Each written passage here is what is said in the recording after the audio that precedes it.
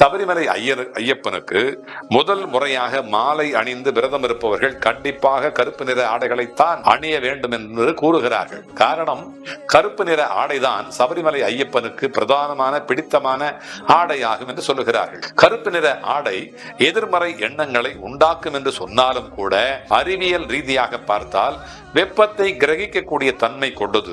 அதனால்தான் குளிர்காலங்களிலே ஏற்படும் அதிகமான குளிரை நம்முடைய உடல் தாங்க வேண்டும் என்பதனாலும் குளிர்காலத்திலே கருப்பு நிற ஆடைகளை அணிய சொல்கின்ற பழக்கம் தொன்று தொட்டு வந்திருக்கிறது. சபரிமலையிலே அதிகமான குளிரும் இருக்கும் என்பதனால் அந்த குளிரையும் தாங்கக்கூடிய ஒரு நமக்கு நல்ல ஒரு வாய்ப்பு இருக்கும் என்பதனாலும் கருப்பு நிற ஆடையை அணிந்து செல்லுகிறார்கள் ஐயப்ப பக்தர்கள்.